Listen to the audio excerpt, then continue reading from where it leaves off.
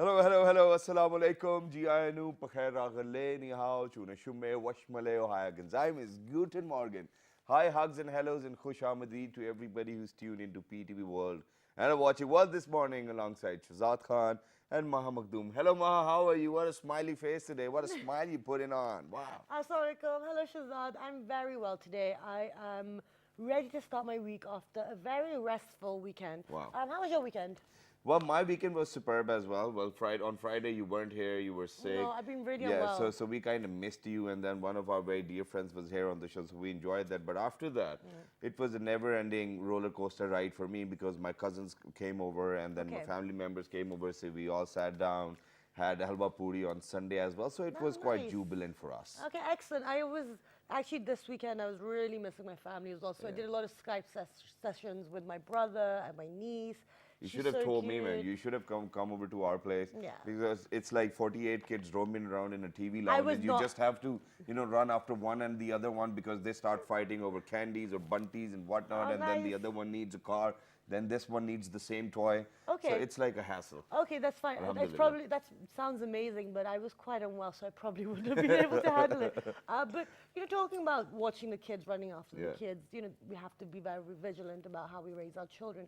But let's move on to the topic of today. Yeah, Because it's a huge topic and Yeah. it's a very important topic. Yeah, obviously we really need to jump onto the topic But as we do well. have But to. before we do that, I think you have a public service Yes, message I for all of do. our people out there, and then we'll start up with the topmost headlines. as well. Exactly. My public service message for this morning is, and I do a lot of road safety and road etiquette type of public service messages because I also am very guilty of making these mistakes. But there are two lanes on the road. There's a slow lane and there's a fast You're lane. talking about the Muggler Road? Yes. All right. When you guys are going slowly, you need to move out of the way and you need to indicate. If you are overtaking, you need to use your indicator. So I really feel like this being the federal capital of the country, people really need to learn a little bit more about roads. I know I can be a very aggressive driver. I have no friends on the road. He's seen me because he tried to get my attention once. I don't look at anyone. But you need to indicate and you need to make sure that you're using the right lanes because you will cause accidents, you will cause road rage, and it will not be pleasant in the morning. And the only reason why I'm laughing, ladies and gentlemen, is that, once or twice I think I've caught Maha. Because, for example, if you'll ever see Maha on the road, she's that one person with whom you would never ever want to end up in a road rage as well. Because then she's going to follow you wherever you're going to go, and then she'd be like, whatever, sorry, I cannot say that, beep, beep, beep, and whatever it is. So please make sure that, you abide by whatever she says. Exactly, and I do get the police involved at times, so as I don't let things go. But anyway, talking about violence Yeah. and all the road rage, and on a more serious note, jokes aside, it's not a good thing. We should learn how to control ourselves. We should learn how to manage our emotions. But Madan, that's not how it is for everybody because, now the population's increasing day by day. Every household has got like 3 to 4 cars in their house. Everybody's driving their own car. Everybody's got a different mindset. Everybody's got a different job. And you never know what situation in life that person might be going through. And that's the moment when you end up in a fight with someone. Well, they already do not really care who you are or what you're going to do to them. They just want to give up their life in whatever way it's possible. So please make sure for all those people, if you are in a good mood or if you were in a good mood and somebody else ruined it, let it be. Just ignore that. Try to absorb Because it. for all of those loved ones waiting for you at home, they want you to reach back home safely. That's what it is. Exactly. So with that, I keep wanting to jump to the topic of the show, and I don't know why I keep doing that, but we have to do our news articles of the day. You so go should I first. start? Yeah. Okay, so Good this news. is great news. The country is all set to conduct first census in 19 It's years. the sixth, though. Yeah. Sorry? It's the sixth one. Yeah. No, it's the first one in 19 Yeah. years. It's the sixth one in Yeah. the last 69 years of Exactly. Pakistan. Miss Mariam Nawaz Sharif has said that 118,918 18, people, government employees, 200,000 troops to carry out the exercise. The ISPR Director General has said the staff will have direct link with NADRA to verify the data, and persons giving wrong information will face 6 months in jail and a 50,000 rupee fine. So this is wonderful that this is going to be happening. And then there's one more thing which I would love to add over here, and I would love to bring everybody else's attention to it, and that is that, obviously within this consensus, the transgender community is even included. But now, what about all those people who are disabled? I think that we really need to have, since we have been talking about being inclusive in education and in every aspect of life, I think all of those people who are disabled or probably are enabled, that's how I would love to put it, to do whatever stuff they had to do, please make sure that we even include them. Okay, right? and I will give you an update on that. Actually, the minister said for the first time in history, the transgender population would be counted and accounted in the census, while a separate form had been prepared to hold account to count the disabled persons and record the nature of their disability. So Pakistan is being all inclusive. Yeah, so that's great. I think that's superb as well. And now, ladies and gentlemen, moving on to what sports for everybody who love football, because football over here in Pakistan, we have seen that, that the interest has risen. And it is very rapid. Everybody's talking about football and the games and the players and whatnot. So, a Brazilian football legend is coming to Pakistan. That's the good news. And his name is Ronaldinho. That's what people say. Or Ronaldinho, that's what I have seen people calling him. And he's coming to Pakistan to promote football. I hope that, all of those political parties who had issues with PSL players coming to Pakistan, they label them with whatever. But you gotta look out for this one. For all those people who actually made a statement about players that, they're this or whatnot. But imagine if Ronaldinho can come to Pakistan, pretty much everybody can. He's a football star. He's a legend indeed himself. Absolutely. So now, in link to our, let's go back to our public Yeah, service. but before we move on to that, we're not really sure when he's going to be over here in Pakistan and which city he'll be visiting. But as soon as we get our hands on that particular information, we'll definitely share it with you guys. Absolutely. Over to you now. Okay, great. So let's start the conversation of our show. At the beginning, I gave a public service message about road etiquette, and then that can lead to people getting angry. Now, last year, we observed the 16 days of activism of violence against women. And it was a campaign to raise awareness, to get campaigns launched, to get people aware of the situation within Pakistan. Now, currently, the latest information I was reading was 60,000 women a year are killed related to domestic violence issues. That is not just in Pakistan. It's an endemic which is all over the world. It's not just in Pakistan. However, because we live in Pakistan, we need to sort our own homes out before we start looking across. And Ma, there's one more thing which I would love to ask you that, and if you can give a reference to that, I think that'll be great. Sure. So after every 3 minutes, how many women die? Okay, well, this is the thing. We are going to check the double figures, but over in Pakistan, women are killed on an hourly basis. We have made improvements, and we will be in conversation with people who've been working on this to talk about the positive steps Pakistan has made, because Pakistan has been one of the leading in trying to change this kind of behavior. However, this is a situation which is happening in England, it is happening in France, it is happening in America. But the differences between developing nations and developed nations is that there are systems in place where people can fall back on, and they can also then, utilize them. So basically, like over here, we have legislation, but how many people are aware of it? Women Act as well. People are not aware. But other than that, I think what people need to know over here about violence is that, whenever we talk about violence, so let me define it for you. Violence actually encompasses physical, mental, and sexual.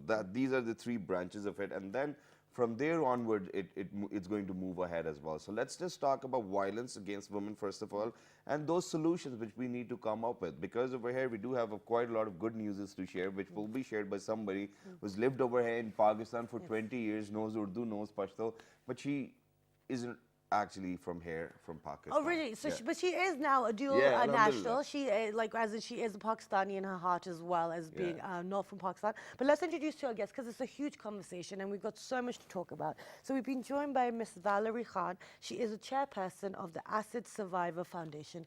Assalamu alaikum, hello, bonjour, good morning. So many different languages. Wow. Great. Thank you so much. It's a pleasure to have you on our show today. Besides Mrs. Valerie Khan, we've been joined by Mrs. Ira Mumtaz. She is an educationist, and she also has been working on a lot of social activism work as well. Assalamu alaikum, good morning. Thank you so much for joining us today. Thank you very much. But before we get started with the conversation, how did you end up over here in Pakistan?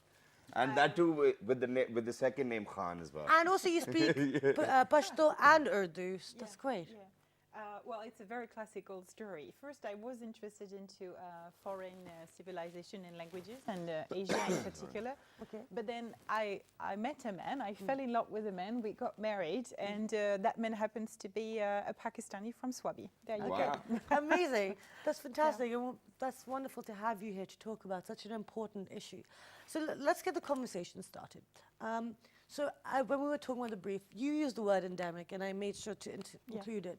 Now, what is actually, how severe is the issue right now? It's a very severe issue because, as you mentioned, 60,000 women being killed every year is only the tip of the iceberg. This is underreported everywhere in the world.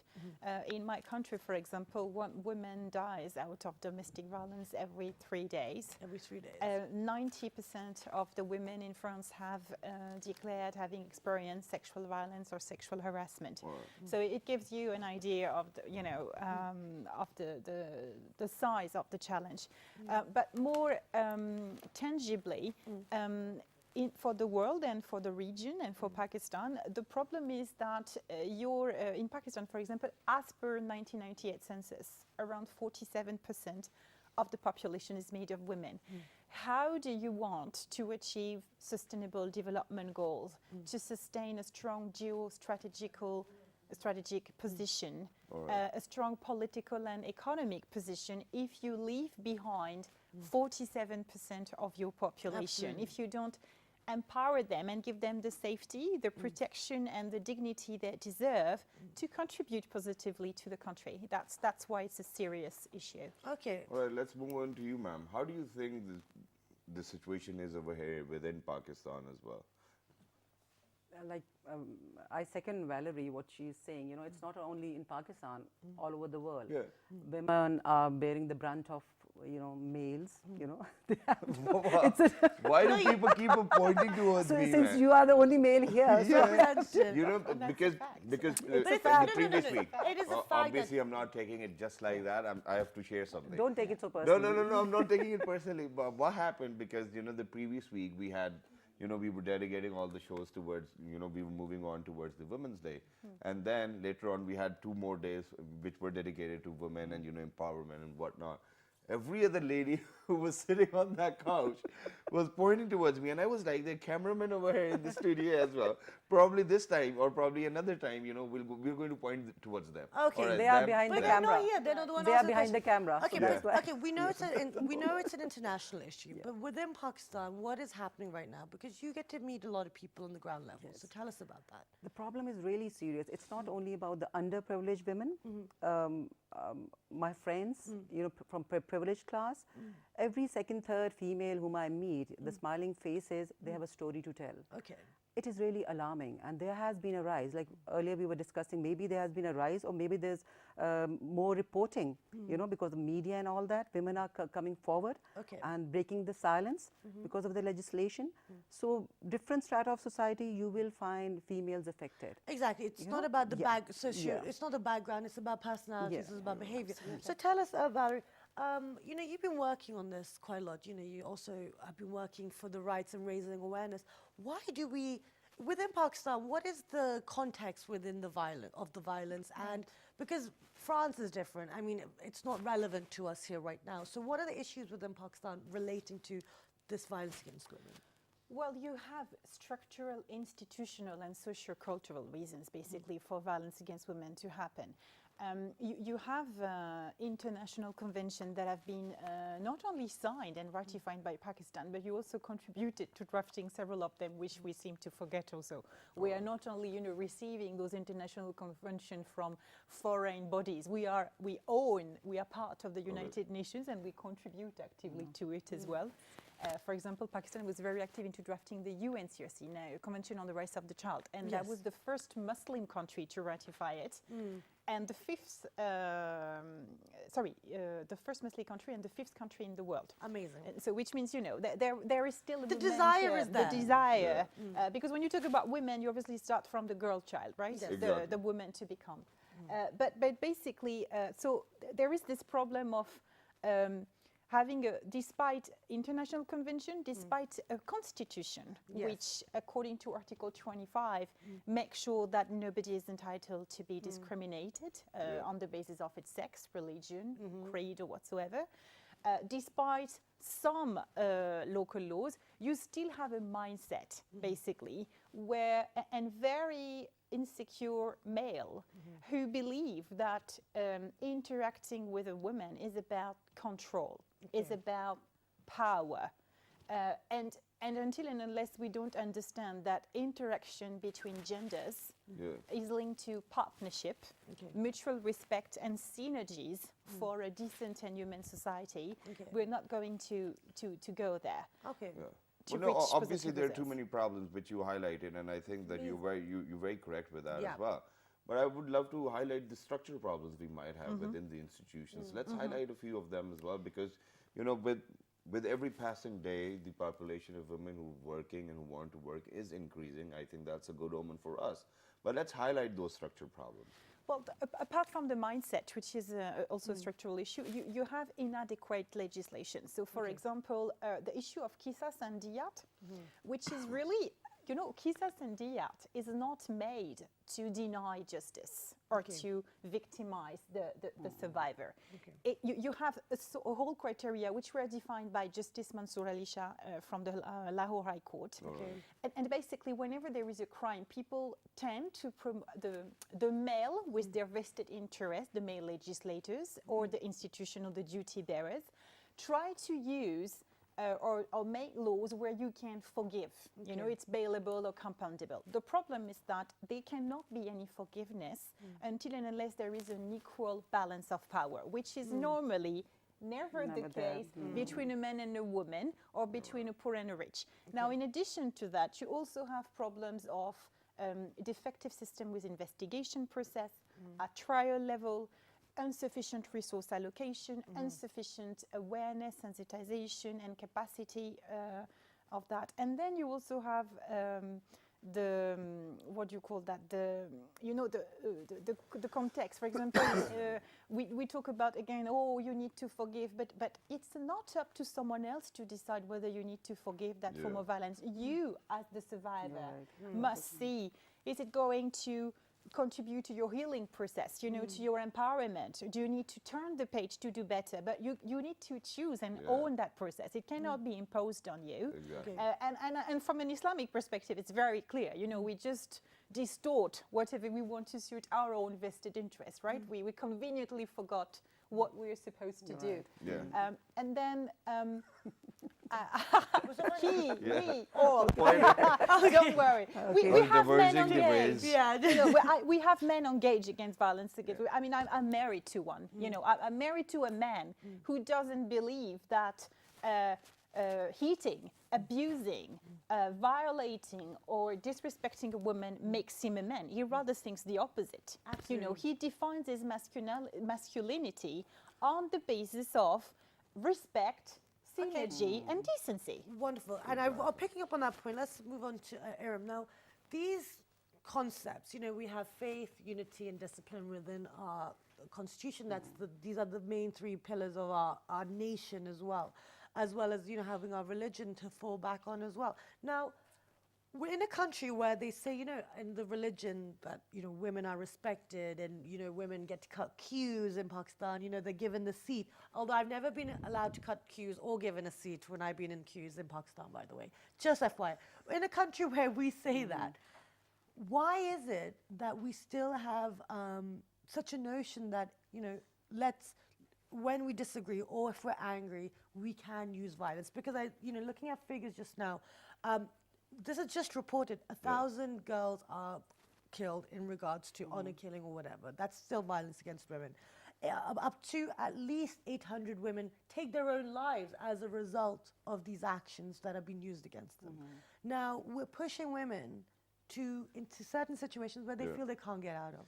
And they're doing something that's very much against. So what is happening? Why are men not respecting women the way they should? And then other than that, over here, what we have witnessed over here in Pakistan is that quite a lot of feudal families, political families as well, they have been beating their maids. You know, we have, They we get have away seen with that, it. you know, those cases are over there and everybody's getting away with that, just what you said. So how do you think that we're going to get better as well? You know, first of all, I think that we need to look at the grassroots levels, our education system.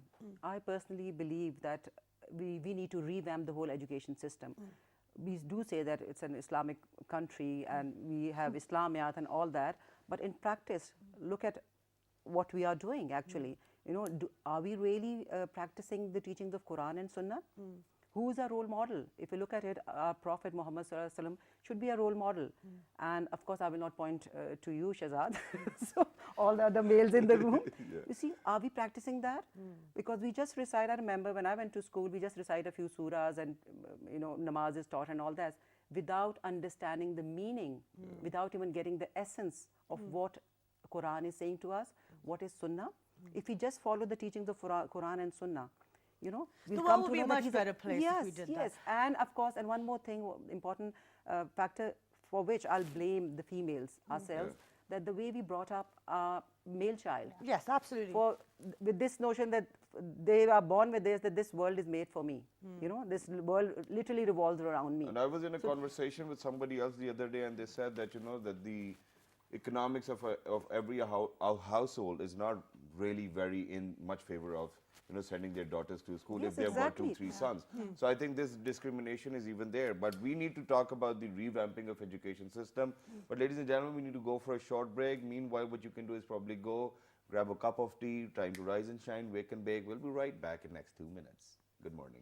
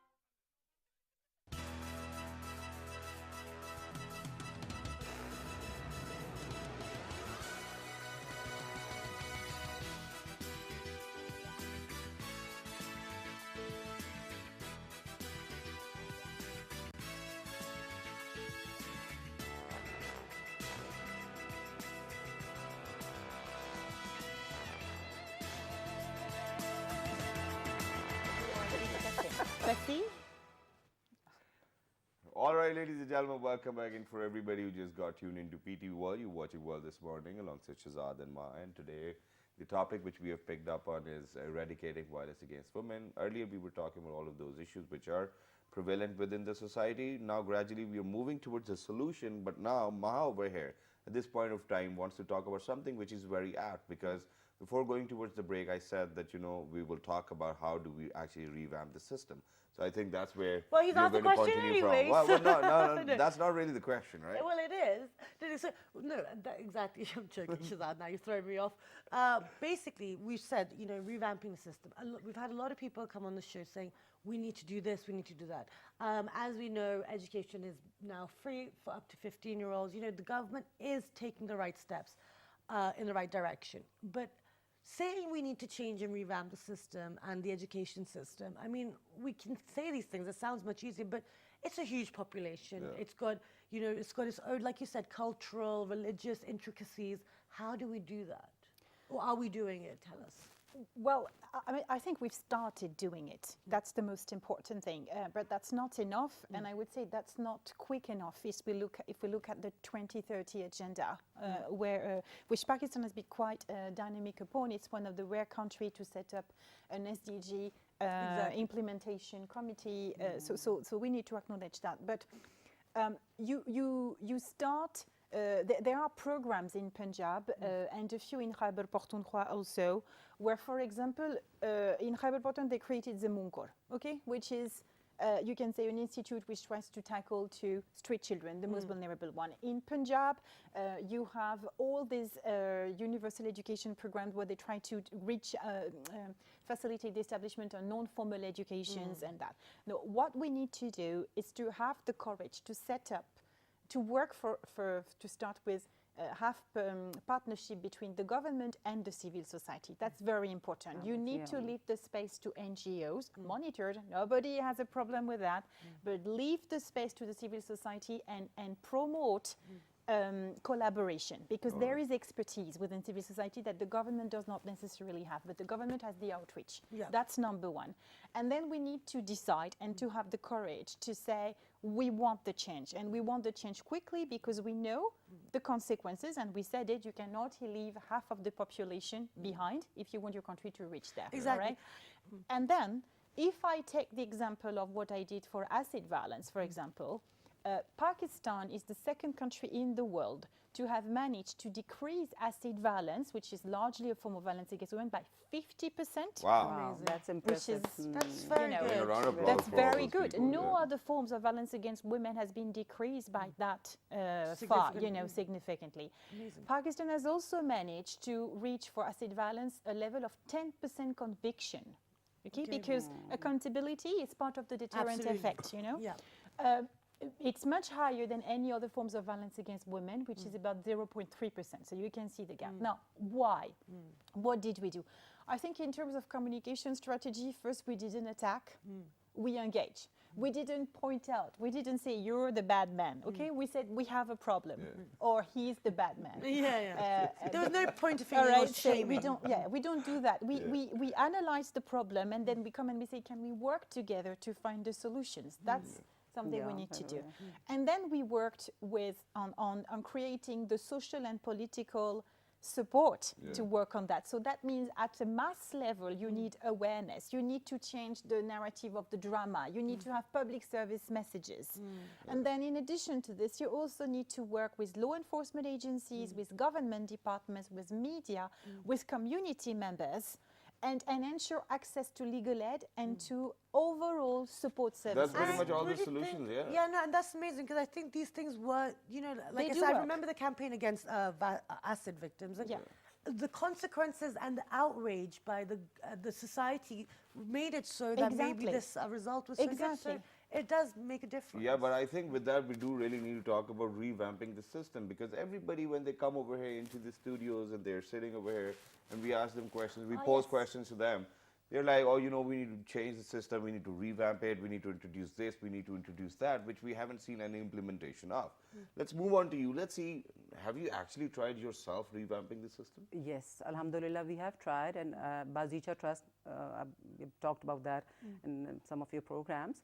And Ideas is an educational project of Bazita Trust. Whatever I'm saying, we are practicing it. We are applying it there. So we are taking baby steps. Like I agree with Valerie.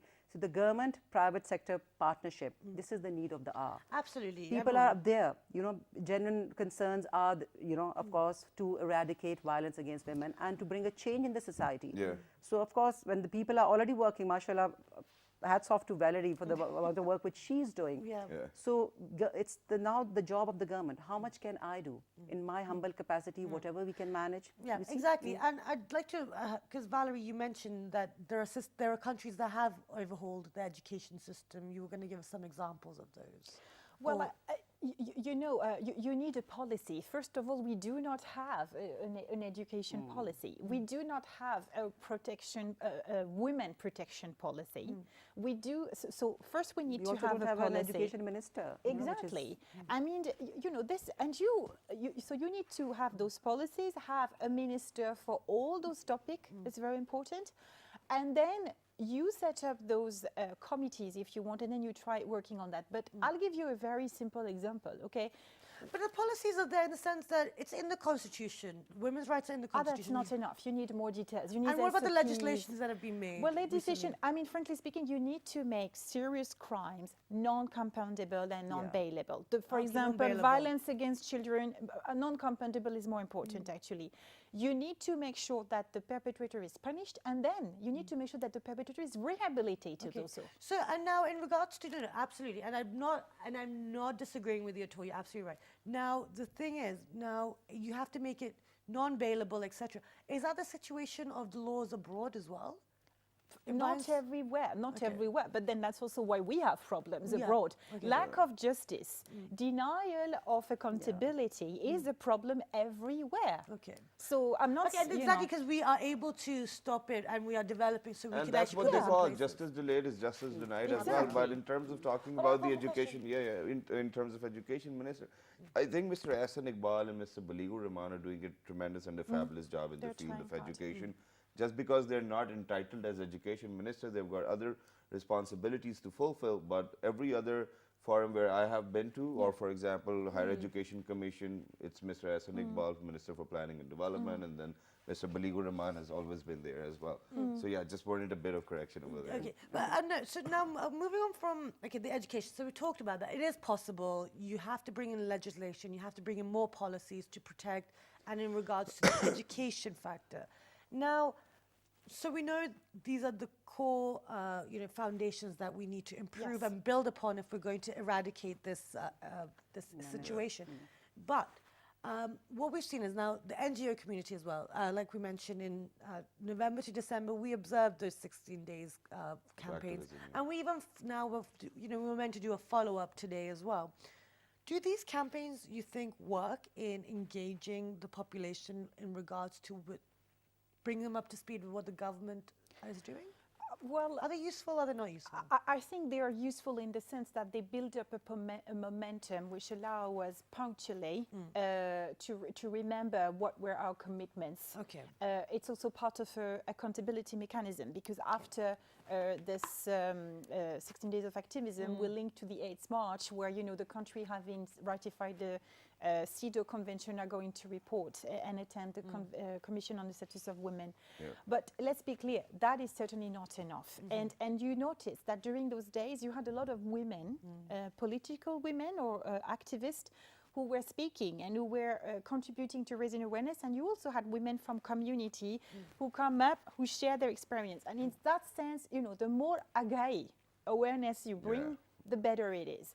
But that will never replace the fact of ensuring that we repeal discriminatory laws in the country, such as Hudud Ordinance, which is terrible, okay? And that we continue the positive efforts we made when we enacted laws such as Punjab government did with domestic violence bill, anti-women practices bill, or acid bird crime bill. But we need to do more, and we need also to foster on women political empowerment. You know that most of the legislation that gave the path to those positive results, the legislation on acid violence was tabled by Marvi Memon and taken up by Nilofer Bhatia in the Senate, right? Those are women who, because they are politically involved, can initiate the change, and then we take it up till grassroots level and we continue. Okay, but then there's one more thing, and that is that, for example, let's talk about, you said that, we need to politically empower women as well, right? This might be the need of the hour. But then do you think that all of those women who are a part of our political system by now, it is because that there was a quota system and there were reserved seats? Then why don't you think that the women actually needed to give up on the quota system or probably the reserve seats and just then compete in an election campaign the way everybody else does? I think the women were delighted to do that if the political parties owned you for and saying led that. by the men were not so restrictive. Political parties do not agree with giving tickets to women. That's the problem. And That's that's why why they're the women are also asking Yeah. for tickets to contest general elections. Yeah. I think that's a No, but brilliant that's, idea no, then, see, but that's the thing. right? Like you're saying that, the whole thing about reserved seats. I get what you're saying, but the thing is, in a country where you're not going to give that person the due Yes. credit, they have to go in through those because there is no other way. Yeah. That's an in a country unless you- intermediary solution. I truly get Unless you have a political background and Yes, family. yes. Now, but we're deviating slightly, just slightly from what I we were want just talking about political empowerment over here. No, no. Because my point is, through political empowerment and women, you can actually change, generate the structural and institutional and social cultural change. Because this way we might have even restricted the population of women who wants to enter the Senate or probably the Assembly as Definitely, well. Absolutely, Yeah. which is later on going to reduce discrimination, which is fueling violence against women. And that's why we're saying that. That's a wonderful interesting. point. Excellent No, point. because I was just talking from a perspective where I've heard quite a lot of men saying that, oh, they were reserve seats and whatnot, why aren't they open to competition and stuff like that. Well, let But them this is- compete. Yeah, Let them see, compete. this is How this many is men one of the very forbid, amazing points. I think I'll be very forbid happy. Yeah. their women to take part into the election? Yeah, but we have to keep one thing in mind. In a feudal system, Exactly. and our literacy rate is so low. So whatever the landlord of the village says, the whole public is going to vote for that person. Okay. So for a woman to compete in open, even in reserves, without a reserve seat, we won't see any women in our That's parliament. another. But so we were have getting to that point where so we're there are a lot of trying. factors. Okay. And then one last thing which Yeah. you wanted to ask over here, that is that obviously federal government can do whatever, is within their vicinity or probably whatever is within their hands. But I think that at every level, the provincial governments or the councillors or the Nazims or the Naib Nazims, they need to be synergized as well. Absolutely. Yeah, absolutely. How do you think that Absolutely. we can achieve that? Because we do have political indifferences with people. Probably, somebody, a councillor might be from another party, or, the governor might be from another party, or somebody else from another party. So they do not synergize yeah. on some agendas. How do And you it's think not we can even, do that? and it's not just about the political affiliation. It's the fact that their personal, religious, cultural views mindset. may not. The The mindset. mindset. So You how see? do we The reconcile change all of this? mindset, again coming back to is, by educating the masses, first of all. You see the mind, it won't take, few years, of course, it'll take, we start today and we'll see the results after maybe 10, 20 years, but we have to start now. Active. You see, Yes, at which an you've done. urgency, yes, we need to feel the urgency that now with, again coming back to the violence against women and all that, it's on rise. I don't know, maybe because of reporting or anything, but we do know we have to accept this, because yes, and it is not accepted way of behavior. Okay. Now, Valerie, just before we wrap up, as Aram also rightly pointed out earlier in the conversation, it's about the upbringing and it's the home environment as well. We've talked about, we touched upon the political, which we don't normally do on our show, which is great. We were able to talk about empowering women, In a empowering positive men. manner, because in a very positive manner. in the MDGs, Pakistan was one of the rare countries to achieve the MDGs as far as women political empowerment Amazing. was concerned. No, Okay? exactly. So it means we need to capitalize and Yeah. do more. We have, and the thing is, it's about celebrating the progress that we've made, and it's about taking the Yeah, further We step. just need exactly. to be on it. Yeah. But before we wrap up, now Go the ahead, wrap up. cultural aspect of it. So now mothers raising sons. So the whole concept is girls don't go outside because it's not safe. It's not safe. Why? Because there's boys on the streets. why are those boys not educated in the sense that they're taught to respect ladies? Right. And if they cannot Yeah. respect them, Yeah. why are they not kept at home?